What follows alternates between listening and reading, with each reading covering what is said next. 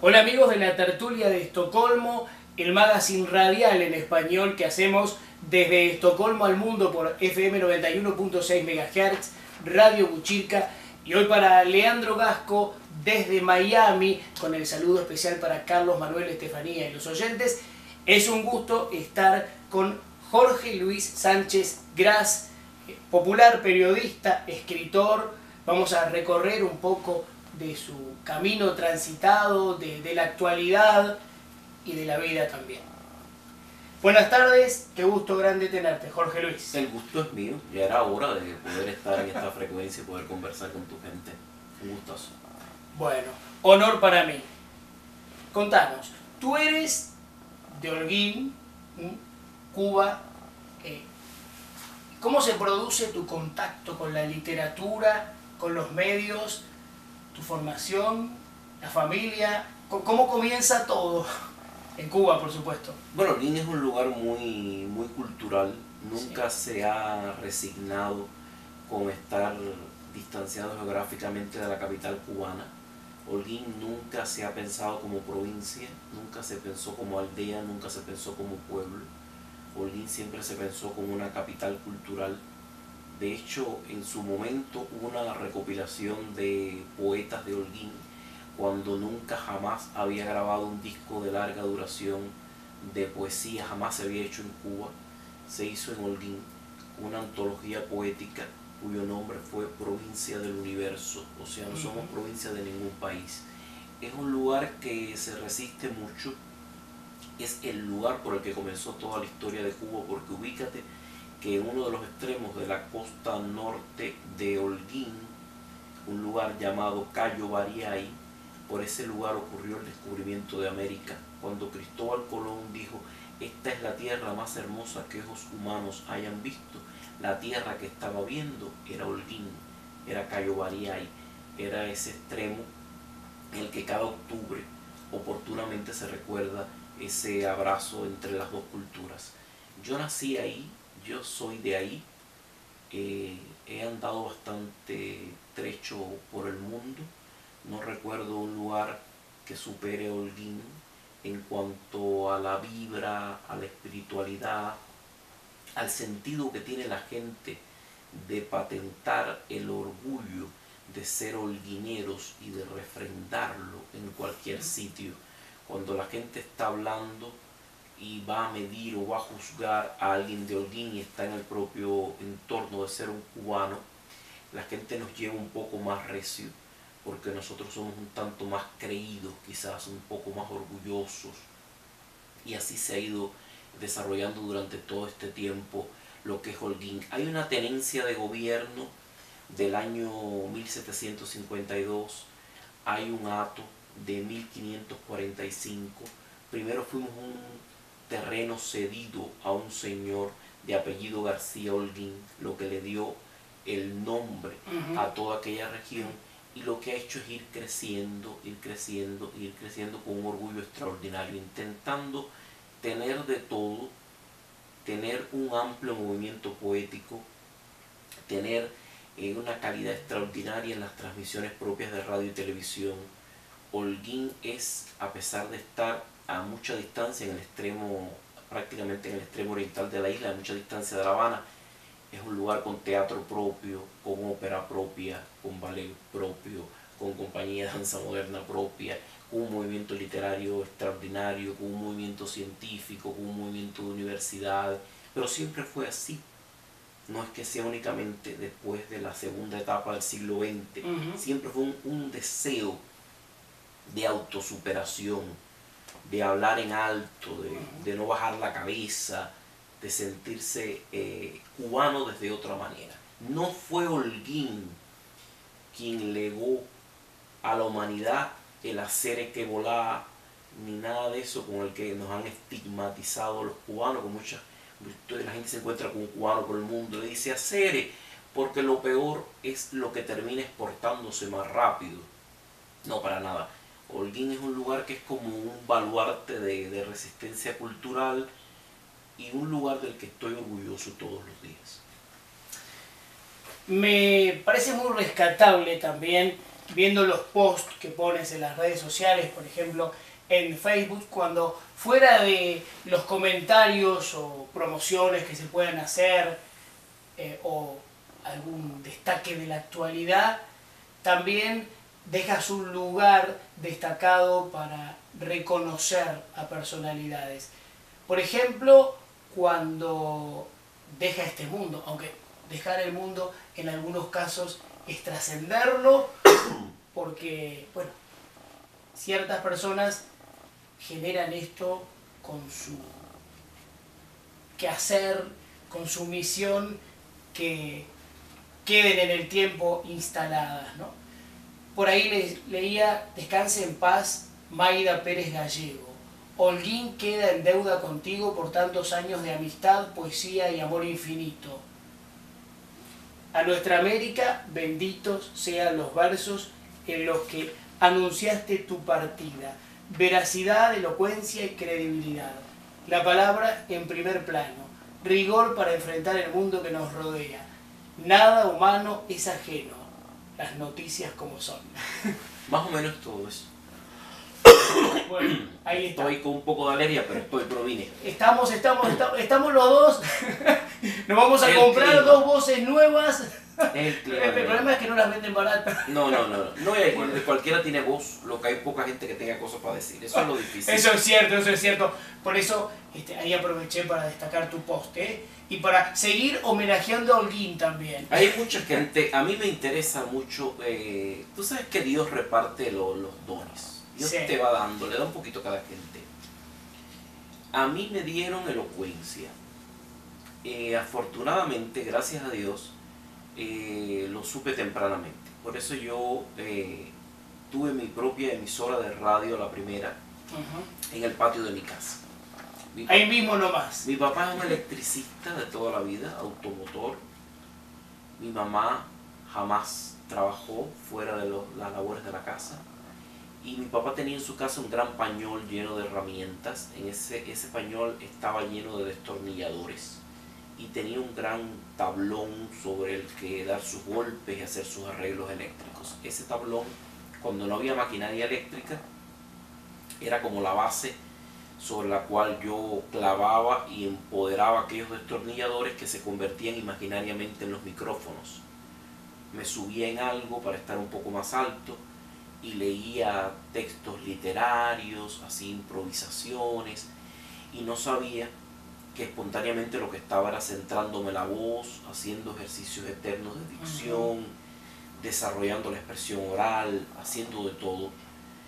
Y yo creo que esa fue mi primera gran emisora. Después contacté con la radio y tuve ese abrazo con la radio que no se te termina nunca, porque la radio es una enfermedad exquisita que no tiene cura. No vale la pena medicarse, no pierdas el tiempo. Es como algo que uno tiene inoculado para toda la vida. Es como un noviazgo eterno con el aire. Es como un reto a lo efímero, es como todo, pero uno lo disfruta. Y entonces ahí comencé a trabajar durante toda mi vida. Yo he hecho lo que más he hecho en mi vida, es trabajar en la radio, en la televisión. Tengo una carrera enorme, porque desde que tengo 8 años estoy entre cámaras y micrófonos. Yo no he hecho otra cosa en mi vida que no sea hablar y escribir. Es como un don que me dieron y del cual le ha dado el sustento a mi vida y a mi familia. Y entonces me he permitido poder reflexionar sobre eso, porque como han sido tanto tiempo, con tantos palos que te da la vida, como diría Fayaz Camis, el poeta, uno tiene que detenerse a hacer paradas necesarias y uno se da cuenta de lo que le dieron, el camino que uno comenzó. Y eso me lleva a pensar en lo que te decía, de que en la repartición esa de los dones, Dios dijo: démosle a este niño, Jorge Luis Sánchez Gras, el hijo de Nora y Ramón, el muchacho de Holguín del 14 de enero del 76, démosle elocuencia. Después, como uno no debe conformarse con lo que le dan, debe ir a pulirlo, debe perfeccionarlo, debe hacerse responsable. A lo largo de esta carrera he entendido que la elocuencia no sirve de nada si no está comprometida con la verdad. Y por eso yo me he preocupado en ser coherente y en decir la verdad. Uno no tiene la verdad absoluta, uno no siempre dice la verdad con la dimensión que llevaba, pero al menos la interpretación de la realidad que me ha tocado vivir ha sido mi verdad y yo la he defendido en todas las plataformas en las que he estado, sintiendo ese abrazo, esa necesidad. Ahí repasando mis posts ves mucho de obituarios, porque a mí, yo no soy gente de estar publicando a diario en las redes las miserias humanas cotidianas, ni de vanagloriarme de los hechos más simples, de los más sencillos, de los que constituyen rutinas básicas que hacen todas las personas todos los días. Entiendo que hay personas que no han tenido una plataforma de exposición antes del boom de las redes sociales y que están como un destape de convertir las redes como en un diario personal en el que cuentan sus éxitos y sus miserias día a día. ¿Qué queda de eso? La pregunta, ¿qué queda de eso, no? Y además, qué bueno esto del rescate de los posts de quienes ya no están, pero están, y que honra, como decía el grande. Lo que pasa es que me he dado cuenta en eso, como parte de esas miserias, que la gente quiere destacar esencialmente lo festinado. Y hay verdades a las que no quieren enfrentarse. Y la muerte es una verdad diaria y consecuente. Claro. Y hay mucha gente valiosa que hay que dejar una huella, hay que dejar una señal de lo que ocurrió, de su paso a la inmortalidad o no. Y poca gente hace eso con un nivel de decencia en las redes. El obituario es un régimen de vida que lleva su rigor y es un recurso expresivo, es un género periodístico tirado a menos. Antes los grandes periódicos del mundo, todavía lo siguen haciendo los grandes de verdad, tenían preparado el obituario de los candidatos a morir por edad y por calidad de vida para en el momento en el que ocurriera no tener que perder tiempo haciendo esas conciliaciones de las noticias. Sí. Yo creo que eso es algo que es válido, que la gente tiene que recordar. Hay mucho de obituarios en lo mío porque también hay otra cosa que me toca. Voy a ser autosuficiente con esto. Yo soy quizás el holguinero más mediático. Yo lo sé. Tengo que cargar con eso. Ahora mucha gente lo escuchará y le parecerá un poco petulante. En realidad no me interesa lo que piensen, es así. ¿Por qué? Porque yo tengo una data de medios y de credibilidad que tiene mucho más tiempo que las mismas redes sociales. Cuando la gente abrió el primer Facebook, ya yo era un crédito que firmaba artículos en revistas, en periódicos, ya yo tenía una larga carrera. Y entonces ahora la gente necesita, porque cualquiera es medio, validar la veracidad de la información. Y entonces yo me veo obligado constantemente a publicar cosas que quizás no es lo que más me gusta, pero que la gente necesita que sea yo quien la publique para decir, espérate, es cierto, ocurrió, es así, esto está pasando, porque si algo te permite una larga carrera, es convertirte en un referente de credibilidad. La gente necesita que tú lo digas, que tú asientas, o que tú des un simple like para decir, es cierto, sí. Fulano le dio like. ¿Qué tanto? Exactamente. Justo cuando te escuchaba, recordaba un diálogo que tuve hace unos días atrás con una periodista emblemática de Argentina que tiene unos cuantos años, digo más de 90 y sigue vigente. Mirta. No es Mirta, no. Mirta sí está vigente, pero yo estoy hablando de una que está más vinculada a la gráfica. Okay. Pero, ¿por qué lo decía? ¿Por qué lo recordaba? Lo recordaba porque me decía, a veces me sucede que yo quiero resaltar lo que está haciendo determinada persona con mucha trayectoria y en la revista me dicen no hay lugar para esto ahora, para sacarlo. Y después cuando la persona a lo mejor pasa o se va de este mundo, siempre cuando dice se va, en realidad queda porque la obra trasciende, pero cuando se va, entonces después los medios sacan 5 o 6 hojas. Y ella le genera cierta indignación que en el momento justo cuando quería trasladar algo no se le daba lugar, y que después también sucede esto, por ejemplo en el sur de América, porque es cierto que a veces no siempre los mejores están como jefes o como editores en los medios, y además que hay intereses que en la industria misma que a veces no son elevar en cultura, sino promocionar algo que a lo mejor está un poco más decadente, como decadente está la sociedad, podemos seguir así 3 días, pero la cuestión es destacar entonces que Jorge Luis Sánchez Gras, periodista y escritor, es recordado por su columna de los lunes en el Diario de las Américas, también como productor en Vega TV, Telemundo, director y escritor en Radio Angulo, presentador, Instituto Cubano de Radio y Televisión, estudió en el Instituto Superior de Arte en Cuba y en, a ver si lo digo bien, Fanca Holguín. Sí, correcto. En la Facultad de Medios Audiovisuales. ¿Es todo eso? Yo creo que todo es todo eso y mucho más. Todo eso es lo mismo, es la misma página, es una continuidad, es una coherencia, es intentar lidiar con la credibilidad en todas esas partes. Yo me he tenido que reinventar muchas veces, porque los contenidos que yo hacía cuando vivía en Cuba eran unos. Después yo tuve una estadía en México casi de 3 años, en Yucatán, México, entre Yucatán y Playa del Carmen. Ayer otra cosa completamente distinta. El nivel educacional es otro, los intereses son otros. Yo venía de no perder un minuto de mi vida si no hacía una radio, una televisión y unas publicaciones de alto vuelo cultural. Veníamos de una formación en la que nos enseñaron que cuando le dedicas espacio a lo que no merece un espacio, te estás volviendo en alguien que le cede el espacio y no lo merece. Claro, no te gastes el espacio en eso.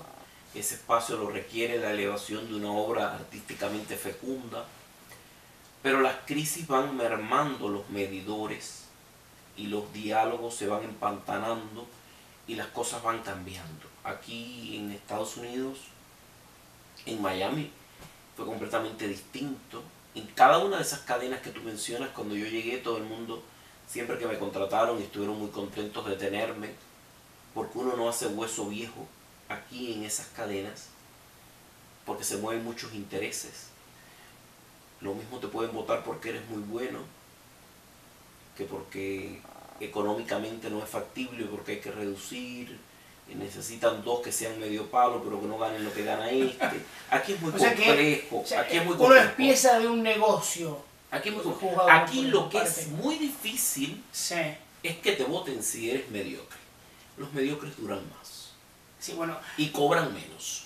Y entonces es complejo, es otra estructura. Quisiera decir que es una realidad que se está haciendo global, me parece. Se está haciendo global porque la gente cada vez está más lejos de la especialización y cada vez los procesos creativos son vistos de una manera más artesanal y menos profesional. Todo el que tiene acceso ahora a un buen teléfono del último modelo cree que porque se hizo un selfie ya es camarógrafo. El que cree que puede publicar cualquier estupidez que se le ocurra en su perfil de Facebook puede terminar creyendo que es un medio de prensa.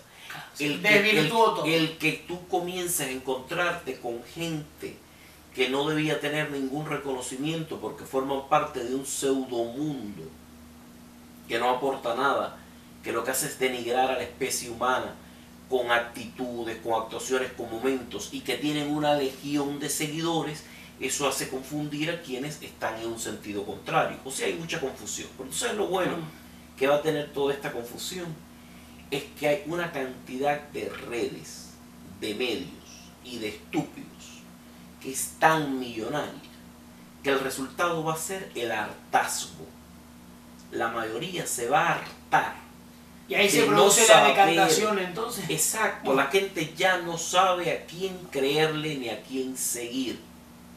Es peligroso eso también, pero nos da cierta esperanza. Es peligroso, pero ese es un soplo de vida para los medios tradicionales. No significa que los medios tradicionales no tengan que reinventarse. Tienen que reinventarse y tienen que traspolar su experiencia a otras plataformas. Pero la credibilidad volverá a ser el ingrediente principal y la gente buscará esa credibilidad para ver a qué aportarle, en quién creer y qué hacer. Yo pensaba en lo que decías antes de destacar a los que a lo mejor se van, pero están, digamos, con el tema de los obituarios, y me acordaba de una cosa que alguna vez me dijeron, porque yo a veces digo, no, yo destaco mucho a la gente que tiene trayectoria, y también es cierto, y no con esto decir todo pasado fue mejor, pero es cierto que en algunos casos puntuales hay gente que no se repite. Porque, por ejemplo, ¿no? Yo tengo un libro que yo hice de un matrimonio de actores en Argentina, en donde, más allá de la formación que un actor podía tener con Stanislavski o lo que tú quieras, tenían encuentros, reuniones sociales, amistades con gente sumamente valiosa.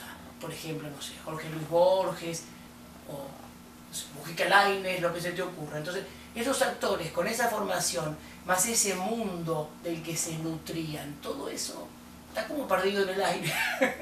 Y por eso el deseo muchas veces de resaltar a esa figura. Pero los únicos están, los únicos existen. Sí. Lo que pasa es que hay que identificarlos. Y ahora es más difícil porque nosotros estamos viviendo una era de hibridación cultural. Todo es visto como un pastiche. Dicho en cubano sería como un pegote. Es como que hay una rara mezcla de cosas que uno no tiene cómo discernir.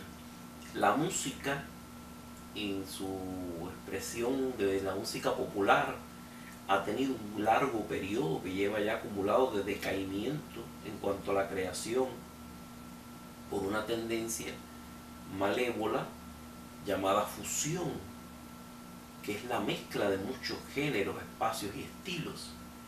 Todo el que no dominaba nada de lo anterior y que está haciendo una cosa simplona y mala, está amparado en decir, no, esto es como una fusión.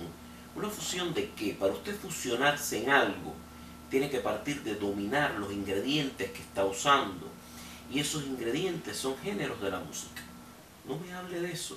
Por ejemplo, por ponerte un ejemplo de la música. Pero esa gente única está en todas las manifestaciones. Lo que pasa es que hay un periodo muy grande ahora de confusión. Se han perdido muchas jerarquías culturales. Se han perdido los referentes. Porque a eso es a lo que apunta el periodo que ha venido después de la globalización. Porque la globalización no es nueva. Ni el posmodernismo es de ayer. Ahora hay un problema mayor, que es que las generaciones más recientes solo mantienen y conservan el interés por lo absolutamente efímero. Les interesa solo el ahora, pero no el ahora, ahora mismo, en 10 segundos, ya no me interesa esto que estoy diciendo ahora. Y eso te lleva a un periodo de acortamiento de las realidades. No te permite establecer una jerarquía. Tú no puedes validar si el ahora es cada 10 segundos. Y ese es un fenómeno que está acabando con todo. Y por eso es que ahora, en periodismo, en los medios y en todo, lo establecido no es ya ni siquiera el ahora. No es tampoco la inmediatez. Ahora es la posverdad. ¿Qué hay después de la verdad que te acabo de decir? Olvidando que esa verdad necesita investigación, rigor, sedimento, asiento y tiempo. No lo puedo determinar en 10 segundos. La posverdad no es un café cubano express. lleva un tiempo. Y después también quienes están detrás, ¿no? En la misión o función de investigar todo eso, porque si se paga poco y no están escritores, periodistas con sustento cultural, trabajo investigativo y todo lo demás, entonces una conjunción explosiva para el mal, porque no hay gente con capacitación, aparte de no estar bien paga, ni con intelecto, y todavía sumergidos en un mundo absolutamente peligroso de lo momentáneo efímero. Sumergidos en el océano de la ignorancia, que es el que más agua tiene. Sí. En el que la gente está sumergida durante mucho tiempo. Ahora no hay justificación para eso. Porque ahora el problema es que hay más información que la que se puede procesar. Hubo un momento en el que era mucho más difícil el acceso a la información. Ahora la información te abruma. Ahora lo útil no es la información, ahora la guerra sería cómo determinar qué información me sirve y cuál no. Cómo conformar un aparato crítico que me lleve a creer en una publicación y no en otra, a ver un enfoque y no otro, a comparar las historias como te las cuentan. Ahora más que nunca hay que tener sedimento. Y por eso también es peligroso cuando se instalan organizaciones no gubernamentales que nuclean a todos los gerentes o CEOs de los medios. A veces hay ciertas plataformas que buscan la uniformidad, y si esa uniformidad se enlaza con eso efímero, entonces ya tienen todo listo. Estamos ya condenados, señor. Estamos condenados, pero podríamos librarnos de esa pena de muerte. Hagamos algo, entonces. No, hay que verlo, hay que oler, hay que encontrarle el tufo. Uno no puede creer en una cosa porque se hayan concentrado solamente un grupo, una legión de gente importante que a lo mejor lo único que han hecho es prestar el nombre. No han prestado el talento. A lo mejor ese grupo de gente simplemente son siervos de poderosos caballeros con dinero, como diría Francisco de Quevedo y de Villegas. Claro. Y están ahí nada más que por eso. Hay que determinarlo. Y la información tiene tufo. La información te va dando evidencias. Pero ¿quién lo determina? ¿Quién te guía ese sentido crítico? ¿Quién te conduce a esas cosas? Es muy difícil. Pero no es imposible. Bueno, bregaremos por esa tarea como deben ir por ese camino los buenos profesionales como tú, estimado Jorge Luis Sánchez Gras. Yo quiero agradecerte especialmente, un honor este conversatorio, y quiero coronar con tu saludo, mensaje especial para los oyentes que ahora mismo te están escuchando por la radio desde Estocolmo al mundo, en nuestra tertulia de Estocolmo. Bueno, lo mejor del mundo para ustedes. Tenía muchos deseos de hablar por estas frecuencias, de llegar a este nivel de público que es el de la radio internacional. Yo soy un niño de una provincia remota de Cuba que en su infancia, en su casa, lo más familiar e importante que teníamos era un radio de origen soviético, feo como ninguno, pero con un mérito incuestionable. Tenía una sección de banda corta que nos permitía, a pesar de estar como Robinson solos en una isla, pensar en un universo distante, escuchar voces en otros idiomas, músicas de otros pueblos, soplos de otras culturas. Yo he creído y creo mucho en el espíritu de la radio internacional porque no hay ninguna frontera que pueda detenerla y porque la longitud de onda con la que físicamente se refleja la expansión de la señal de la radio es tan esquiva que quien único la puede atajar es el oído que quiere escucharla. Siempre pienso en eso y yo creo que eso es una bendición grande. Gracias por la oportunidad. Que Dios los bendiga.